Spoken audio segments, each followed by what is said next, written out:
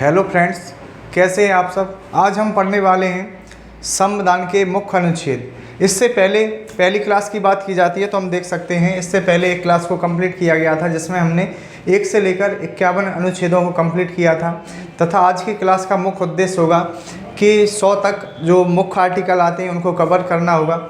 तो सर्वप्रथम अगर देखा जाता है कि आर्टिकल की बात की जाएगी, यानी कि अगर 52 की बात की जाएगी तो हम ध्यान रखेंगे कि अनुच्छेद 52 की बात की जाएगी तो 52 में उल्लेख क्या मिलता है तो हम कह सकते हैं राष्ट्रपति। अनुच्छेद अगर बात की जाती है 52 की तो 52 में हम कह सकते हैं राष्ट्रपति का उल्लेख मिलता है। तो अगर कभी बात की जाती है अनुच्छेद 52 की तो हम कह सकते हैं अनुच्छेद 52 में राष्ट्रपति का उल्लेख मिलता है। दूसरी बात हम कह सकते हैं कि अनुच्छेद 52 में ही हम कह सकते हैं अनुच्छेद 52 से 62 तक 52 से 62 तक की अगर बात की जाएगी तो हम कहेंगे कि राष्ट्रपति के बारे में यहाँ आर्टिकल आते हैं। तो अगर बात कभी की जाएगी कि राष्ट्रपति का उल्लेख किस अनुच्छेद में मिलता है तो हम ध्यान रखेंगे अनुच्छेद 52 है जिसमें राष्ट्रपति का उल्लेख मिलता है। जबकि अगर देखा जाता है 53 की बात की जाती है अनुच्छेद 53 तो हम कह सकते हैं अनुच्छेद 53 में संघ की कार्यपालिका का सदस्य होगा, संघ की कार्यपालिका का अध्यक्ष होगा। तो संघ की कार्यपालिका का अध्यक्ष कौन होगा तो होगा राष्ट्रपति। तो इनकी है किस आर्टिकल में बात की जाती है तो अनुच्छेद 53 में ऐसा कहा जाता है। जबकि अगर बात की जाती है 54 की आर्टिकल 54 की तो अनुच्छेद 54 में हम ध्यान रखेंगे निर्वाचन। तो अगर कभी बात की जाती है कि अनुच्छेद 54 में क्या उल्लेख मिलता है तो हम कह सकते हैं अनुच्छेद 54 में उल्लेख मिलता है निर्वाचन। जबकि अनुच्छेद 55 की बात की जाएगी तो 55 में निर्वाचन की प्रक्रिया, तो हम इसमें कह सकते हैं इसमें उल्लेख मिलता है निर्वाचन की प्रक्रिया का। निर्वाचन की प्रक्रिया का उल्लेख हम कह सकते हैं यह मिलता है अनुच्छेद 55 में। तो जबकि अगर बात की जाएगी कि राष्ट्रपति की पदाविधि का उल्लेख किस अनुच्छेद में मिलता है तो हम कह सकते हैं हम एक आर्टिकल को ध्यान रखेंगे अनुच्छेद 56 को। तो अनुच्छेद 56 की बात की जाएगी तो इसमें हम ध्यान रखेंगे राष्ट्रपति की पदाविधि। तो कभी भी राष्ट्रपति की पदाविधि या बात की जाएगी कार्यकाल की या कार्यकाल की बात की जाएगी तो हम ध्यान रखेंगे इसका जो उल्लेख मिलता है वह किस में मिलता है अनुच्छेद 56 में उल्लेख मिलता है। तो कभी अगर बात की जाती है अनुच्छेद 52 में किसका उल्लेख मिलता है तो अनुच्छेद 52 में ध्यान रखेंगे अनुच्छेद 52 की में बात की जाती है राष्ट्रपति की। जबकि अनुच्छेद 53 क्या कहता है तो अनुच्छेद 53 में संघ की कार्यपालिका का अध्यक्ष कौन होगा राष्ट्रपति होगा। 54 की बात की जाएगी तो 54 में निर्वाचन, जबकि 55 की बात की जाएगी तो निर्वाचन की प्रक्रिया को हम ध्यान रख सकते हैं। 56 की बात की जाएगी तो 56 में राष्ट्रपति की पदाविधि या कार्यकाल का यहाँ पर उल्लेख मिलता है। जबकि इसके बाद एक ऐसा मुख्य आर्टिकल आता है, कहा जाता है कि यह एक मुख्य आर्टिकल है तथा कहता है कि राष्ट्रपति को पुनः निर्वाचित होने की बात करता है। तथा हम इसमें ध्यान रखेंगे कि इसमें क्या कहा जाता है तो अनुच्छेद 57 में हम कह सकते हैं कहा जाता है पुनः निर्वाचन के लिए पात्रता। तो अनुच्छेद 57 में कभी पूछा जाए कि राष्ट्रपति को निर्वाचन के लिए कौन सा आर्टिकल बात करता है तो पुनः निर्वाचन के लिए पात्रता की अगर कोई बात करता है तो हम कह सकते हैं पात्रता की बात करता है तो अनुच्छेद 57 है। तो अनुच्छेद 57 में अगर कभी बात की जाएगी तो हम कह सकते हैं कि इस अनुच्छेद के द्वारा राष्ट्रपति कितनी बार निर्वाचित हो सकता है, तो इसमें कहा जाता है। जबकि अगर बात की जाएगी नेक्स्ट आर्टिकल की बात की जाएगी 58 की तो हम क्या ध्यान रखेंगे 58, 59 और 60 में हम कैसे याद रखेंगे तो हम कह सकते हैं इसमें अर्हताएँ का उल्लेख मिलता है राष्ट्रपति के संबंध में अर्हताएँ। जबकि यहाँ पर उल्लेख मिलता है शर्तें, यहाँ पर उल्लेख मिलता है शर्तें। जबकि 60 में इनकी शपथ व प्रतिज्ञान का उल्लेख मिलता है। 60 में किसका उल्लेख मिलता है तो हम कह सकते हैं शपथ व प्रतिज्ञान का उल्लेख मिलता है। तो 58, 59, 60 को हम कैसे याद रखेंगे तो हम कह सकेंगे राष्ट्रपति के संबंध में अर्हताओं का उल्लेख मिलता है। दूसरी बात शर्तें हैं राष्ट्रपति के संबंध में और शपथ व प्रतिज्ञान का उल्लेख अनुच्छेद 60 में मिलता है। जबकि 61 की बात की जाएगी अनुच्छेद 61 की तो 61 में हम ध्यान रखेंगे 61 में मिलता है महाभियोग। महाभियोग की प्रक्रिया राष्ट्रपति पर चलाई जाएगी, इसका जो उल्लेख मिलता है वह अनुच्छेद 61 में मिलता है। जबकि निर्वाचन का समय, निर्वाचन के समय की जो बात की जाती है राष्ट्रपति का जो निर्वाचन होगा उस निर्वाचन के समय की अगर बात की जाएगी तो हम ध्यान रखेंगे निर्वाचन की समय की चर्चा किस अनुच्छेद में की जाती है तो हम कह सकते हैं यह की जाती है अनुच्छेद आर्टिकल की 62 में। तो इस प्रकार हम ध्यान रख सकते हैं। जबकि अगर इसके बाद अगर बात की जाएगी तो हम ध्यान रखेंगे इसके बाद जो उल्लेख मिलता है वह मिलता है उपराष्ट्रपति का। तो हम उपराष्ट्रपति की बात की जाएगी याद करने के लिए हम ध्यान रख सकते हैं 63 से 73 तक, 63 से 73 तक हम उपराष्ट्रपति के बारे में हम देख सकते हैं याद करने के लिए अनुच्छेदों को। तो सर्वप्रथम अगर बात की जाएगी अनुच्छेद 63 की, 63 में हम कह सकते हैं उपराष्ट्रपति का बर्डन मिलता है। 63 में किसका बर्डन मिलता है, तो हम कह सकते हैं उपराष्ट्रपति का बर्डन मिलता है। जबकि अगर बात की जाएगी 64 की, तो हम कह सकते हैं उपराष्ट्रपति राज्यसभा का पदेन सभापति होता है। उपराष्ट्रपति राज्यसभा का पदेन सभापति होता है, पदेन सभापति होता है। जबकि इसके बाद अगर देखा जाता है 65 की बात की जाएगी, तो हम कह सकते हैं राष्ट्रपति के रूप में, राष्ट्रपति के रूप में उपराष्ट्रपति कार्य कर सकता है। राष्ट्रपति के रूप में उपराष्ट्रपति हम कह सकते हैं कार्य कर सकता है। तो कभी अगर बात की जाती है अनुच्छेद 63 की, तो 63 में हम कहते हैं 63 में उल्लेख किसका मिलता है, उपराष्ट्रपति का। जबकि 64 में राज्यसभा का पदेन सभापति होता है। जबकि 65 की बात की जाती है तो राष्ट्रपति के रूप में उपराष्ट्रपति कार्य कर सकता है। और अगर इसकी बात की जाएगी 66 की, तो हम कह सकते हैं निर्वाचन, यहाँ पर इनकी बात की जाती है, निर्वाचन की बात की जाती है 66 में। इसके बाद 66 के बाद 67 की बात की जाती है, तो 67 में हम देखेंगे पदाविधि। 67 में किसका उल्लेख मिलता है, तो 67 में हम कह सकते हैं पदाविधि का उल्लेख मिलता है। 67 में किसका उल्लेख मिलता है, तो पदाविधि का उल्लेख मिलता है। इसके बाद अगर नेक्स्ट आर्टिकल को देखा जाए तो हम उसमें क्या ध्यान रख सकते हैं, 68, 69, 70 की बात की जाएगी। 68, 69, 70, 68, 69 और 70 की बात की जाएगी, तो हम इसमें कैसे याद रख सकते हैं, तो हम कह सकते हैं इन आर्टिकलों में देखा जाता है 68 में बात की जाती है रिक्ति का समय। 68 में किसका उल्लेख मिलता है, तो हम कह सकते हैं रिक्ति का समय की यहाँ पे चर्चा की जाती है, रिक्ति के समय की चर्चा की जाती है। जबकि हम कह सकते हैं 69 में इनकी उल्लेख मिलता है शपथ व प्रतिज्ञान। शपथ व प्रतिज्ञान की जो चर्चा है वह किस अनुच्छेद में की जाती है, तो हम कह सकते हैं वह जो चर्चा है वह की जाती है 69 में। जबकि अगर बात की जाएगी अनुच्छेद 70 की, तो हम अनुच्छेद 70 में क्या ध्यान रखेंगे, तो हम कह सकते हैं अनुच्छेद जो 70 में जो उल्लेख मिलेगा उसको, तो अगर 68 की बात की जाती तो 68 में क्या उल्लेख मिलता है, रिक्ति का समय। 68 में किसका उल्लेख मिलता है, रिक्ति का समय और शपथ व प्रतिज्ञान 69 में। जबकि कृत्यों का निर्वहन, कृत्यों का निर्वहन की अगर बात की जाएगी तो कृत्यों के निर्वहन की बात की जाएगी किस अनुच्छेद में, तो हम ध्यान रखेंगे अनुच्छेद 70 में बात की जाएगी। इसके बाद अगर नेक्स्ट आर्टिकल को देखा जाए 71, तो 71 को हम किस तरह से ध्यान रखेंगे, तो 71 में कहेंगे राष्ट्रपति उपराष्ट्रपति, राष्ट्रपति उपराष्ट्रपति, उपराष्ट्रपति के चुनाव के जो संबंध में जो भी अगर विवाद होगा तो उसका जो निपटारा है वह सर्वोच्च न्यायालय में किया जाएगा। तो इसका जो उल्लेख है वह अनुच्छेद 71 में मिलता है। उसका जो उल्लेख है किस में मिलता है, तो अनुच्छेद 71 में मिलता है। जबकि अगर इसके बाद काफ़ी मुख्य आर्टिकल आता है जिसमें आर्टिकल 72 की बात की जाती है, तो जिसमें उल्लेख मिलता है क्षमादान का, क्षमादान का उल्लेख मिलता है। जिसके अनुसार हम कह सकते हैं अनुच्छेद 72 के द्वारा कहा जाता है कि राष्ट्रपति किसी व्यक्ति के दंड को माफ़ कर सकता है,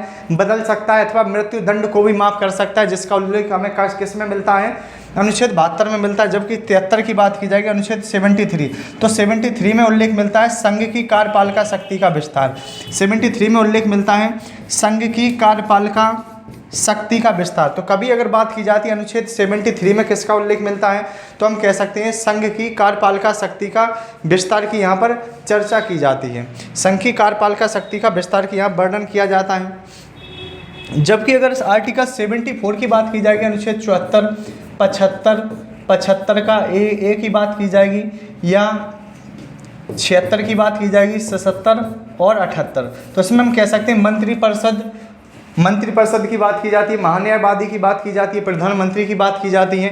तो सर्वप्रथम अगर आर्टिकल 74 की बात की जाएगी तो 74 को हम याद किस रूप में रखेंगे, तो हम कह सकते हैं 74 में राष्ट्रपति की सहायता के लिए मंत्रिपरिषद, राष्ट्रपति की सहायता के लिए मंत्रिपरिषद की व्यवस्था की गई है। तो मंत्रिपरिषद की व्यवस्था की जाती है राष्ट्रपति की सहायता के लिए। जबकि अनुच्छेद 75 की बात की जाती है तो अनुच्छेद 75 में कहा जाता है मंत्रियों के बारे में अन्य उपबंध। यहाँ पर किसका उल्लेख मिलता है, तो मंत्रियों के बारे में उपबंध का प्रावधान हम कह सकते हैं यहाँ पर मिलता है। उपबंध का जो प्रावधान है यहाँ मिलता है। जबकि 75 का ये सबसे बड़ी बात करता है जिसमें कहा जाता है प्रधानमंत्री की जो चर्चा की जाती है तो हम कह सकते हैं 75 में की जाती है। जबकि अनुच्छेद 76 की बात की जाती है तो भारत का महान्यायवादी, इसमें किसका उल्लेख मिलता है, तो हम कह सकते हैं भारत का महान्यायवादी, भारत के महान्याय आबादी का उल्लेख मिलता है। जबकि 77 की बात की जाती है तो कहा जाता है, ये भी मुख्य आर्टिकल है और उसमें कहा जाता है कि जितने भी भारत सरकार के काम होंगे, जितने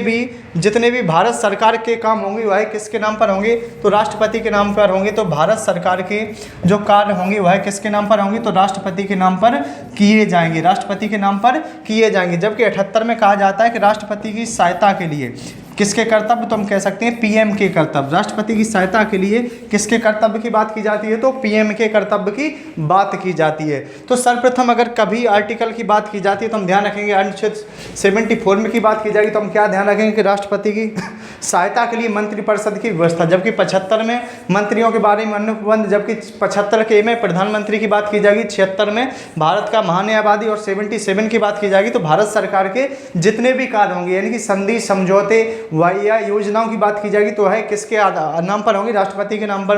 78 की बात की जाएगी तो राष्ट्रपति को सहायता देने के लिए प्रधानमंत्री के कर्तव्य की बात की जाती है। इसके बाद अगर आर्टिकलों को देखा जाता है तो हम देखते हैं अनुच्छेद 79। अनुच्छेद अगर 79 की बात की जाती है तो अनुच्छेद 79 में उल्लेख मिलता है संसद का। अनुच्छेद 79 में किसका उल्लेख मिलता है, तो हम कह सकते हैं संसद का उल्लेख मिलता है। जबकि अगर बात की जाती है 80 अनुच्छेद की तो 80 में हम ध्यान रखेंगे 80 में उल्लेख मिलता है राज्यसभा का। 80 में किसका उल्लेख मिलता है, तो हम कह सकते हैं राज्यसभा का उल्लेख मिलता है। जबकि 81 की बात की जाती है तो 81 में लोकसभा का उल्लेख मिलता है। 81 में किसका उल्लेख मिलता है, तो लोकसभा का उल्लेख मिलता है। जबकि 82 की बात की जाती है अनुच्छेद 82 तो 82 में हम कह सकते हैं प्रत्येक जनगणना के बाद समायोजन, प्रत्येक जनगणना के बाद समायोजन की बात की जाती है, प्रत्येक जनगणना के बाद समायोजन की बात की जाती है। तो अगर कभी भी बात की जाती है अनुच्छेद 79 की तो 79 में हम क्या कहेंगे, किसका उल्लेख मिलता है, संसद का उल्लेख मिलता है। 80 की बात की जाती है तो 80 में राज्यसभा का उल्लेख मिलता है, जो संसद के 2 सदन होते हैं, राज्यसभा और लोकसभा। तो 81 में लोकसभा का वर्णन मिलता है। 82 में उल्लेख मिलता है प्रत्येक जनगणना के बाद समायोजन की बात की जाती है। जबकि अगर 83, 84, 85 की बात की जाएगी, 83, 84, 85 की बात की जाएगी तो हम इसमें क्या ध्यान रखेंगे, संसद के बारे में कहा जाता है अवधि, अर्हताएं और विघटन।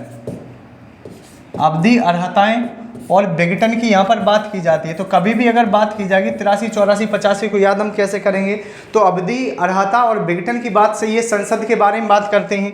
जबकि अगर बात की जाती है 86, 87, 88, 86, 87, 88 आर्टिकल की बात की जाएगी, 86 में किसका उल्लेख मिलता है, तो 86, 87 और 88 की बात की जाएगी तो इससे हम ध्यान रखेंगे 86 में उल्लेख मिलता है अभिभाषण का। 86 में उल्लेख किसका मिलता है, तो हम कह सकते हैं अभिभाषण का उल्लेख मिलता है। जबकि 87 की बात की जाएगी तो हम यहाँ पर क्या याद रखेंगे, विशेष अभिभाषण की यहाँ पर चर्चा की गई है, विशेष अभिभाषण की यहाँ पर चर्चा की जाती है। जबकि अगर 88 की बात की जाती है तो 88 में हम क्या ध्यान रखेंगे, मंत्री और महान्यायवादी के अधिकार।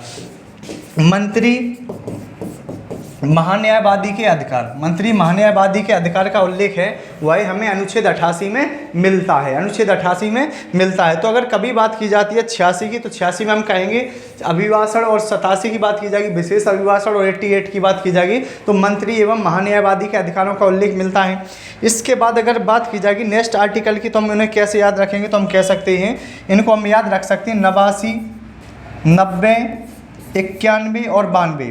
तो इसको हम कैसे याद रखेंगे, तो हम कह सकते हैं 89 में उल्लेख मिलता है कि राज्यसभा की बात की जाती है तो राज्यसभा में कार्य करने वाले जो लोग होते हैं सभापति, उपसभापति, तो हम कह सकते हैं 89 में उल्लेख मिलता है सभापति, उपसभापति। सभापति का उल्लेख मिलता है इनकी और उपसभापति का उल्लेख मिलता है। सभापति, उपसभापति का उल्लेख होता है यानी कि राज्यसभा के सभापति, उपसभापति का उल्लेख किसमें मिलता है, तो हम कह सकते हैं 89 में उल्लेख मिलता है। जबकि राज्यसभा के सभापति, उपसभापति का विघटन, पद त्याग, पद रिक्त आदि की जो चर्चा है वह हम कह सकते हैं किसमें की जाती है, 90 में की जाती है। वह किसमें की जाती है, 90 में की जाती है। जबकि अगर 91 की बात की जाएगी, 91 हम कह सकते हैं कि सभापति के रूप में उपसभापति कार्य कर सकता है, सभापति के रूप में उपसभापति कार्य कर सकता है। जबकि अगर बात की जाती है अनुच्छेद 92 की बात की जाएगी 92 में हम ध्यान रखेंगे, जब इन दोनों को हटाने का संकल्प विचाराधीन होगा तो इनका कोई पीठासीन नहीं होगा। जब सभापति उपसभापति को हटाने का संकल्प विचाराधीन होगा तो इसका कोई पीठासीन नहीं होगा। तो इस रूप में हम इन्हें आर्टिकलों को देख सकते हैं। जबकि इसके बाद जो नेक्स्ट आर्टिकल आते हैं 93, 94, 95, 96, तो हम देखेंगे इसके बाद जो नेक्स्ट आर्टिकल आते हैं 93, 94, 95 और 96 को हम कैसे याद रख सकते हैं? तो हम कह सकते हैं लोकसभा के अध्यक्ष और उपाध्यक्ष का उल्लेख मिलता है। लोकसभा के अध्यक्ष उपाध्यक्ष का जो उल्लेख है हम कह सकते हैं किस में मिलता है? तो अनुच्छेद 93 में मिलता है। जबकि हम यहाँ पर कह सकते हैं यहाँ पर किसका उल्लेख मिलता है? पद त्याग, पद रिक्त, पद से हटाया जाने का जो उल्लेख है वह किस में मिलता है? तो हम कह सकते हैं 94 में मिलता है। जबकि हम यहाँ पर कह सकते हैं अध्यक्ष के रूप में उपाध्यक्ष कार्य कर सकता है। अध्यक्ष के रूप में कौन कार्य कर सकता है? उपाध्यक्ष कार्य कर सकता है। जबकि इन दोनों को हटाए जाने का संकल्प विचाराधीन होगा तो उसका कोई पीठासीन नहीं होगा, जबकि अनुच्छेद 97 की बात की जाती है तो 97 में हम क्या ध्यान रखेंगे? तो 97 में उल्लेख मिलता है 97 में अध्यक्ष उपाध्यक्ष, सभापति उपसभापति के वेतन एवं भत्ते की बात की जाती है। तो अगर कभी बात की जाती है 97 में किसका उल्लेख मिलता है? तो 97 में हम कह सकते हैं अध्यक्ष उपाध्यक्ष सभापति उपसभापति का उल्लेख मिलता है। जबकि अगर बात की जाती है 98 की अगर आर्टिकल की बात की जाएगी तो अनुच्छेद 98 में संसद का सचिवालय की चर्चा मिलती है, संसद का सचिवालय की बात की जाती है। जबकि अनुच्छेद 99 की बात की जाएगी तो 99 में जो उल्लेख मिलता है हम कह सकते हैं 99 में इनकी शपथ की बात की जाती है। 99 में इनकी बात की जाती है शपथ की। तो 99 में किसकी बात की जाती है? शपथ की बात की जाती है। जबकि अनुच्छेद 100 की बात की जाएगी तो अनुच्छेद 100 में हम ध्यान रखेंगे कि संसद में रिक्ति होते हुए भी इनकी कार्य करने की शक्ति का यहाँ पर प्रावधान किया जाता है। अगर वीडियो पसंद आता है तो चैनल को लाइक, सब्सक्राइब एंड शेयर करें। वीडियो देखने के लिए धन्यवाद।